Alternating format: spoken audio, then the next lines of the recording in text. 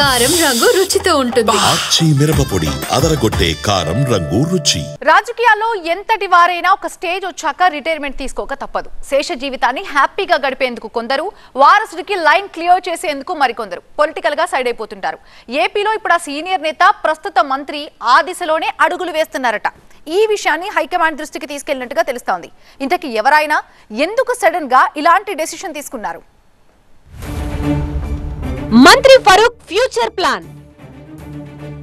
కుమారుడు ఫిరోజ్ ని ప్రమోట్ చేస్తున్నారా? మినిస్టర్ కి ఇవే చివరి ఎన్నికలా?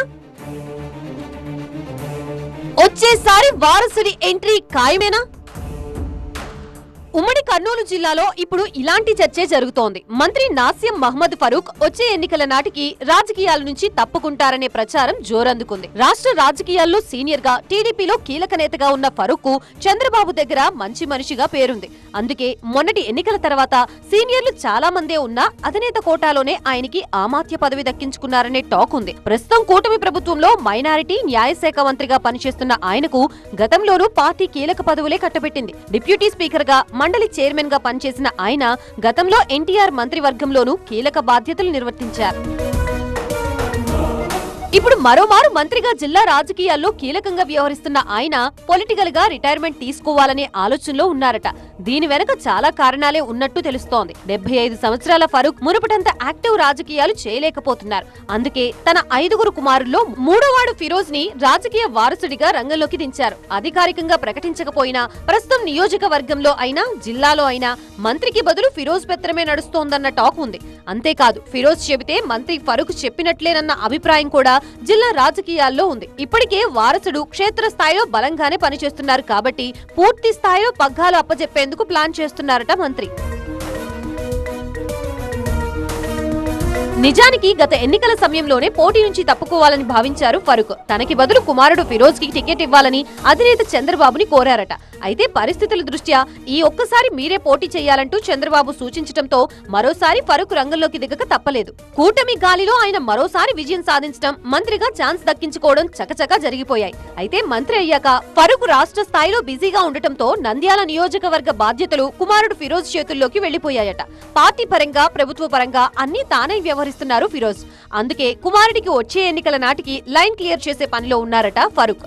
ఇప్పటికే చంద్రబాబుని, లోకేష్ లని కలిసి ఫిరోజ్ భవిష్యత్తుపై భరోసాగా పెద్దల ఆశీస్సులు తీసుకున్నట్లు ప్రచారం జరుగుతోంది. అప్పటి నుంచే పూర్తి స్థాయి రాజకీయం మొదలుపెట్టిన ఫిరోజ్ నంద్యాల నియోజకవర్గంలో విస్తృతంగా తిరుగుతున్నట్లు తెలుస్తోంది. ఇటీవల నిర్వహించిన మినీ మహానాడు నిర్వహణలో కీలకంగా వ్యవహరించిన ఫిరోజ్ పార్టీ నేతల దగ్గర నుంచి మార్కులు కొట్టేశారు. పొలిటికల్ గా తండ్రి మద్దతు ఉన్నా ఇంకా యువకుడే కాబట్టి మరింత రాటు తేలాల్సిన అవసరం కనిపిస్తోందన్న అభిప్రాయం లోకల్ టీడీపీలో వినిపిస్తోంది. సీనియర్లని కూడా కలుపుకుని వెళ్లాల్సిన బాధ్యత ఫిరోజ్ పై ఉందనే సూచనలు నియోజకవర్గ పార్టీ పెద్దల నుంచి వస్తున్నాయి. అయితే దీపం ఉన్నప్పుడే ఇల్లు చక్కబెట్టుకోవాలన్న చందంగా తాను మంత్రిగా పవర్ లో ఉన్నప్పుడే కుమారుడిని గట్టిగా ప్రమోట్ చేయాలని ఫిక్స్ అయ్యారట ఫరూక్. ఇంకా 4 ఏళ్ల సమయం ఉంది కదా అని కుమారుడి అరంగేట్రం వాయిదా వేయకుండా ఇప్పటి నుంచే జనాల్లో తిప్పడం మొదలుపెట్టినట్లు తెలుస్తోంది. స్థానికంగా ప్రతి అంశంపై కుమారుడు పట్టు సాధించేలా తర్ఫీదునిస్తున్నారట. ఇప్పటికైతే నియోజకవర్గ స్థాయి నేతలు, కార్యకర్తలు ఫిరోజ్ వెంటే నడుస్తున్నారు. అధికారులు సైతం మంత్రి కుమారుడి కనుసన్నల్లోనే ఉన్నారు. ఆయన చెప్పిన దాన్ని చేస్తున్నారు, వద్దన్న దాన్ని వదిలేస్తున్నారు.